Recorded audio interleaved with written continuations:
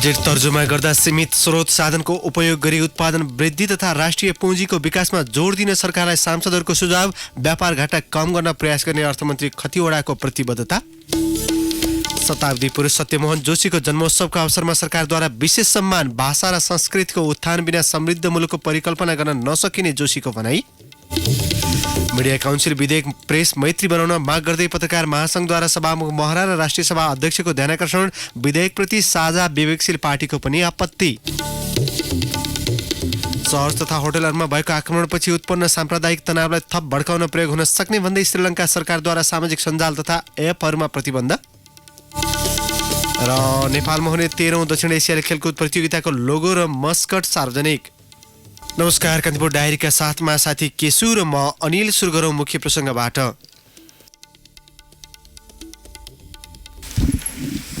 आगामी आर्थिक वर्ष 2076-77 को विनियोजन विधेयकका सिद्धान्त र प्राथमिकतामाथिको छलफलमा सांसदले विकास निर्माणलाई प्राथमिकता दिन सरकारलाई सुझाव दिएका छन्। प्रतिनिधि सभाको आजको बैठकमा बोल्ने सांसदले आगामी बजेटलाई कार्यान्वयनमुखी बनाउन सुझाएका हुन्। छलफलका क्रममा पूर्व अर्थमन्त्री समेत रहेका नेकपाका महासचिव विष्णु पौडेलले विनियोजन विधेयकमा मुलुकलाई मध्यम आय भएको मुलुकका रूपमा विकास गर्ने अठोट लिएको उल्लेख गर्नुभयो। उहाँले आगामी आर्थिक वर्षको बजेट तर्जुमा गर्दा सीमित स्रोत साधनको उपयोग गरी उत्पादन वृद्धि, राष्ट्रिय पुँजीको विकास, रोजगारी सिर्जना, आयात प्रतिस्थापन र निर्यात वृद्धिमा जोड दिनुपर्ने बताउनुभयो। सरकारको नीति कार्यक्रममा भनिए चाहिँ आगामी आर्थिक वर्षलाई इतिहासकै तीव्र आर्थिक विकासको वर्षको रूपमा परिणत गर्नका लागि अनुकूल हुने त्यस प्रकारको बजेट लिएर आउनुहुनेछ र त्यस प्रकारको बजेट निर्माण गर्नका लागि माननीय मन्त्रीजीले जुन प्रकारको सिद्धान्त र प्राथमिकता सदन समक्ष प्रस्तुत गर्नुभएको छ, यो सिद्धान्त र प्राथमिकताको मार्गदर्शनमा त्यस प्रकारको बजेट निर्माण गर्न सम्भव छ भन्ने आफ्नो विश्वास व्यक्त गर्न चाहन्छु।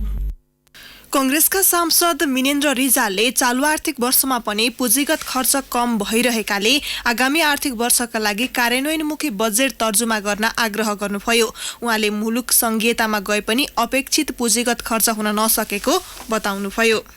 अहिले चालू वर्षलाई हेर्ने भने 7 प्रदेशमा 210 अर्ब बराबर, त्योभन्दा अलिक बढी जति स्थानीय तहमा बजेट विनियोजन भएको थियो। पुँजीगत खर्च 128 अर्ब प्रदेशहरूले गर्ने भनेको थियो। 128 खर्च कहाँ पुग्यो, कति भयो, त्यस बारेमा सामान्य जानकारी पनि संसदलाई दिन सक्नु भएन अर्थमन्त्रीले। प्राथमिकता र सिद्धान्त निर्धारण गर्ने क्रममा प्राथमिकता र सिद्धान्तले त्यो खोज्थ्यो। 128 मा अहिलेसम्म शून्य छ। प्राय कहीँ पनि उत्साहप्रद रूपले पुँजीगत खर्च हुन सकेन। हामीले संघीयता तल गएपछि खर्च हुन सक्छ, जनताले चाहे अनुसारको पुँजी निर्माण गर्न सकिन्छ। त्यसैले अगाडि बढौं, संघीयताको बाटोबाट स्थानीय तहलाई बलियो बनाएर जान सकिन्छ भनेको थियो, त्यो हुन सकेन।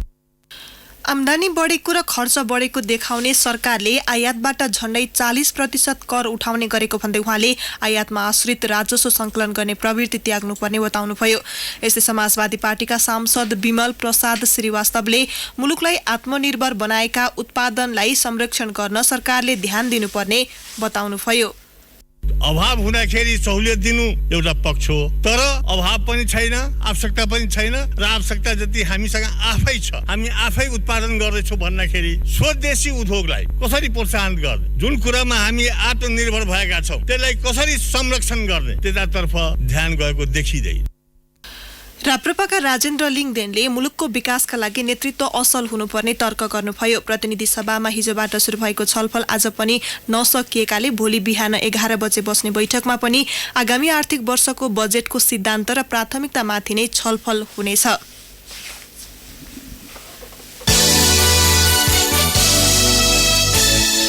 अर्थमन्त्री युवराज खतिवड़ाले चालु आर्थिक वर्षमा व्यापार घाटा कम गर्न नसके पनि आर्थिक वृद्धि गर्ने केही आधार तयार भएको बताउनु भएको छ। आगामी आर्थिक वर्ष 2076-77 को विनियोजन विधेयकका सिद्धान्त र प्राथमिकतामाथि राष्ट्रिय सभामा सांसदले उठाएका प्रश्नको जवाब दिँदै मन्त्री खतिवड़ाले समाजका कमजोर वर्गलाई मद्दत पुग्ने गरी आर्थिक र वित्तीय प्रणाली विकास गर्ने उल्लेख गर्नुभयो।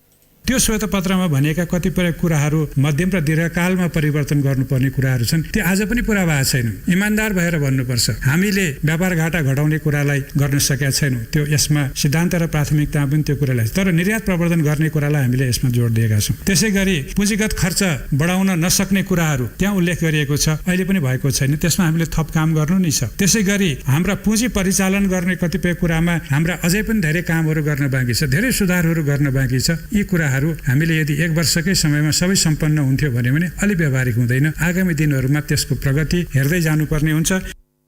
अर्थमन्त्री खतिवड़ाले आगामी आर्थिक वर्षको बजेटमा मानव विकास सूचकाङ्कमा पछि परेका भूगोललाई साधन स्रोत वितरणमा प्राथमिकता दिई सङ्घ, प्रदेश र स्थानीय तहले गर्ने कामको स्पष्ट वर्गीकरण गर्ने उल्लेख गर्नुभयो। साझा सूचीका काम गर्ने धेरै कुरा मिलिसकेको भन्दै उहाँले मिल्न बाँकी भएका विषय कालान्तरमा मिलाउँदै लैजाने उल्लेख गर्नुभयो। मन्त्री खतिवड़ाले विकासका लागि सिद्धान्त मात्र नभई व्यवहार नै परिवर्तन गर्नुपर्नेमा जोड दिनुभयो। मलाई के लाग्छ भने कुरा अर्थशास्त्रले मुलुक बन्दैन। अर्थशास्त्रलाई मुलुकसम्म ढङ्गले हाम्रो सिद्धान्तलाई व्यावहारिक ढङ्गले कार्यान्वयनमा लिएर गइयो भने त्यो हामी कार्यान्वयन गर्छौँ र प्रतिफल पनि निकाल्छौँ। होइन भने सिद्धान्त बनाउने अनि काम गर्दैन अनि फेर्दै हिँड्ने अनि व्यवहार परिवर्तन नगरेर सिद्धान्त फेर्दै हिँड्ने हाम्रो काहीँ कतै प्रवृत्ति छ भने त्यो चाहिँ नगरौँ भन्ने पनि मेरो धारणा हो। अर्थमन्त्री खतिवड़ाले वैदेशिक रोजगारलाई बिस्तारै निरुत्साहित गर्दै स्वदेशमा नै रोजगारीको सृजना गरी विप्रेषण घटाउने बताउनुभयो। शिक्षाको गुणस्तर बढाउन सामान्य धारको शिक्षालाई प्राविधिक धारमा परिवर्तन गर्न बजेट केन्द्रित हुने अर्थमन्त्री खतिवड़ाको भनाइ छ। राष्ट्रिय सभामा गत शुक्रबार पेश भएको आगामी आर्थिक वर्षको बजेटका सिद्धान्त र प्राथमिकतामा आज छलफल भएको हो। छलफलका क्रममा राष्ट्रिय सभाका सांसदले बजेट कार्यान्वयनमुखी हुनुपर्नेमा जोड दिएका छन्। राष्ट्रिय सभाको अर्को बैठक भोलि दिउँसो 1 बजेका लागि बोलाइएको छ।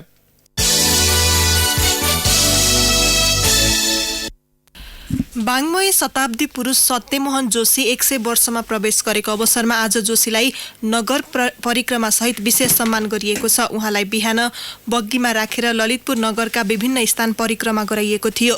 नगर परिक्रमा कार्यक्रममा स्थानीयवासीका साथै नेपाली सेनाको ब्यान्ड टोली, विद्यार्थी, स्काउट, कर्मचारी, राजनीतिक दलका नेताहरूको उल्लेख्य उपस्थिति थियो।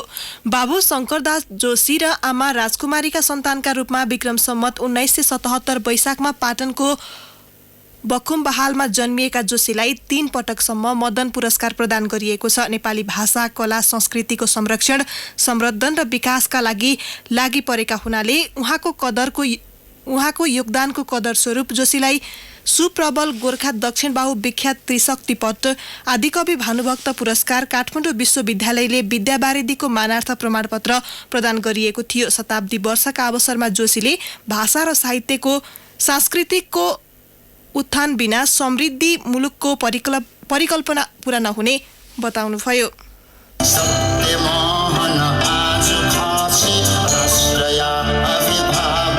मान्छेको मूल्याङ्कन उसले व्यतीत गरेको आयुबाट होइन, त्यसबीचमा समाजमा उसले कायम गरेको उदाहरणबाट हुन्छ। बाँच्ने क्रममा काटेका हिउँद र वसन्त भन्दा व्यक्तिले दर्शाएको मूल्य र मान्यताले उसको उचाइ कायम हुन्छ। बयली पञ्चबीस टेकेका सत्यमोहन जोशी नेपाली समाजको आदर्शका त्यस्ता धरहरा हुन् जो दिन प्रतिदिन चुलिदो छ। आफ्नो सक्रियताको एकमात्र राज सकारात्मक चिन्तन हो भन्नुहुन्छ उहाँ। जब पुगे 1 भुइँमा खुट्टा टेक भन्छ, जब पुगे 50 पेटमा बतास, जब पुगे 60 हिँड्दाखेरि हातमा लाठी, जब पुगे 70 हिँड्दाखेरि लटरी, जब पुगे 80 कुनामा बसी, जब पुगे 90 हब्बे न कब्बे, जब पुगे 100 यमराजको भयो भने एउटा ढुक्क नगर्नुहोस्, जीवन यस्तै हो भनेको मतलब। आज जति मैले सम्मान गरेँ त्यसले मेरो ऊर्जा थपिरहेको छ। म अब 101 2 दिन पनि बाँचौँला गर्नु जस्तो लागिरहेको। आयु लम्बाइ गर्ने कुरा त्यही हो। चिन्तन गर्नुहोस्, सारा कुरा विचार, म को हुँ, म किन यहाँ आएँ, मैले के गर्नु छ, मरेपछि के हुन्छ, त्यो पनि विचार भन्नु हो, त्यो दर्शन हो। सन् 1977 वैशाख 30 गते पाटनमा जन्मिनु भएका जोशीको ऊर्जाशील उमेर मुलुकका विभिन्न गाउँ बस्तीमा बित्यो, जहाँ लोक कला संस्कृतिको रसपान गर्ने मौका मिलेको थियो उहाँलाई। त्यही मौलिकताबाट उठेका जोशीको विचार, व्यवहार र जीवनशैलीमा नेपालीपनको सुगन्ध आउँछ। आफ्नो जीवनको 100औं वर्षमा टेक्दासम्म संस्कृतिको विकासमा जोड दिँदै आउनुभएका जोशी भाषा र संस्कृतिको उत्थान बिना मुलुकको विकास अलि नहुने तर्क गर्नुहुन्छ। ठुल्ठुलो घर बनाएर मात्रै, ठुल्ठुलो सडक बनाएर, ठुल्ठुलो कारखाना बनाएर मात्रै समृद्धि हुने होइन। वास्तवमा चाहिँ हाम्रो भाषा, साहित्य, संस्कृतिलाई पनि त्यत्तिकै माथि पुर्याउनु पर्ने हाम्रो जिम्मेवारी छ। सन्तोषम परम सुखमको सिद्धान्त आत्मसात गरेका जोशी राष्ट्रका नाममा आफूले गरेको कर्मको प्रतिफल प्राप्त गरेको बताउनुहुन्छ।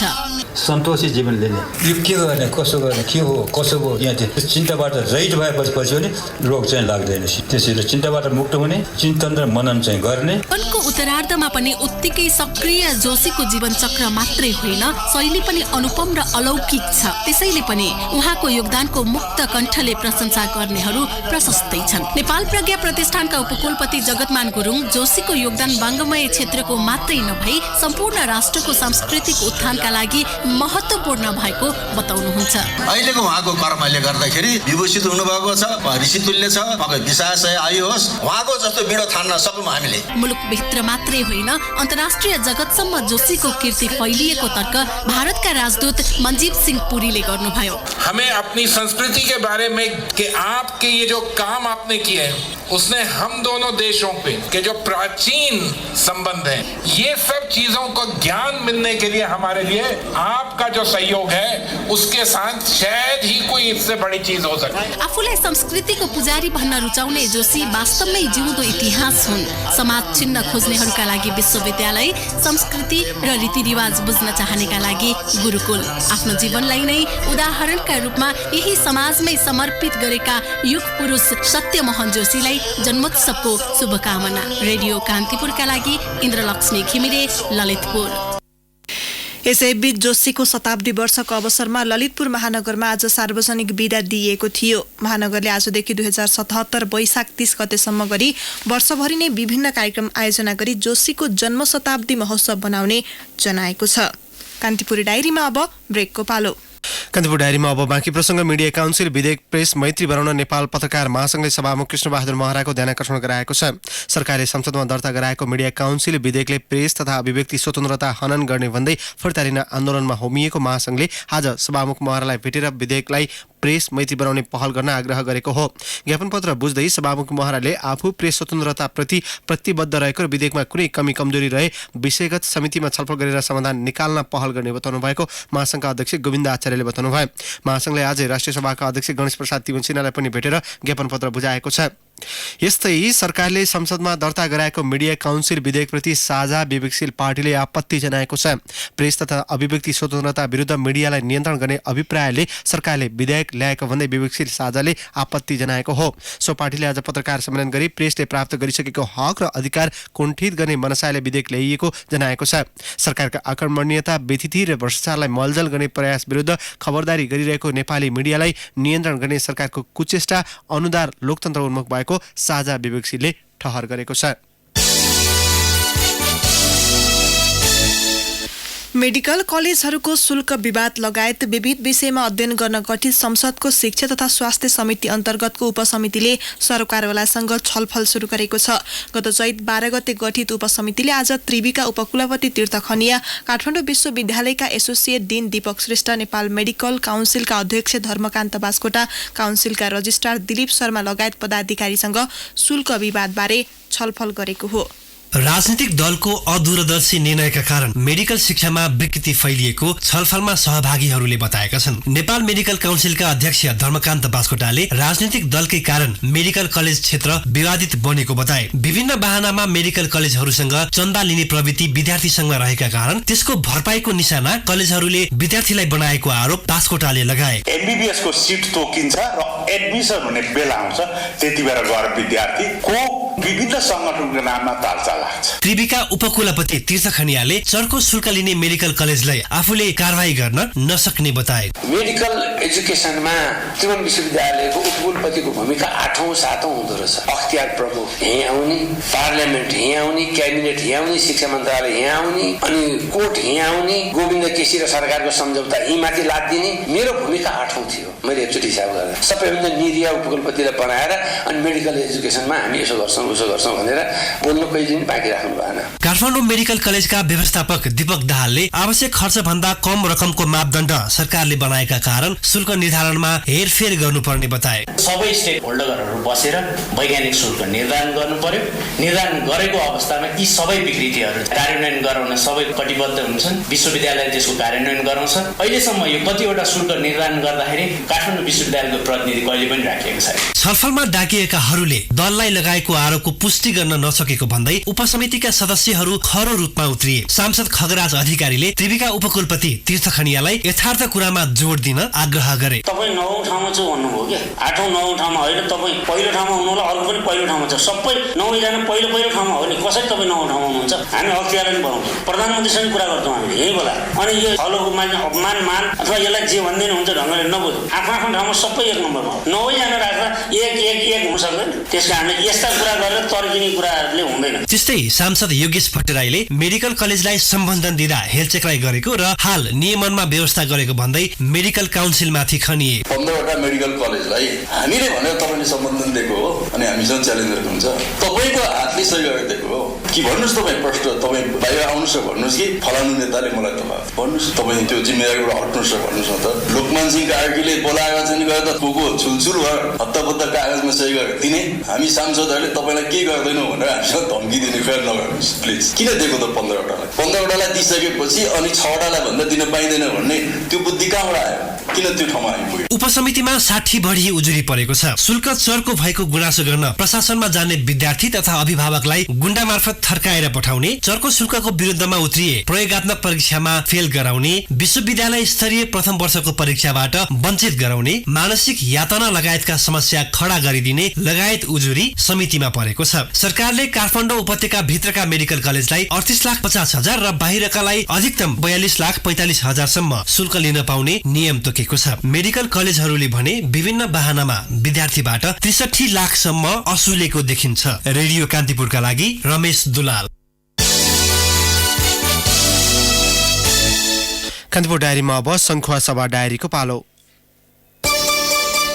संखुवासभा डायरीमा दिपेन्द्र साकीको नमस्कार। संखुवासभाका 3 स्थानीय तहमा खानेपानीको समस्या छ। मुहान नजिकै नहुँदा स्थानीय घण्टौं लाममा बसेर पानी ल्याउन बाध्य छन्। खानेपानीको चरम अभाव भएपछि चैनपुर नगरपालिकामा 10, धर्मदेवी नगरपालिकामा 25 र 5 खपन नगरपालिकामा 10 गरी 45 घर परिवारले गाउँ छाडेका छन्। धर्मदेवीको 2वटा वडामा मात्र 25 घर परिवार खानेपानीका कारण बसाइ सरेका छन्। नजिकमा भएका खानेपानीको मुहान सुक्न थालेको स्थानीयको भनाइ छ। खादबारी नगरपालिकाले योजना तथा पूर्वाधार विकासतर्फ 88% भौतिक प्रगति गरेको जनाएको छ। नगरपालिकाका प्रमुख मुरारी प्रसाद खतिवडाले यो वर्ष 88% प्रगति भएको बताउनुभयो। उहाँका अनुसार नगरमा 262 योजना स्वीकृत भएकोमा 233 योजना सम्झौता भएका छन्। 29 योजना सम्झौता हुन बाँकी रहेका छन्।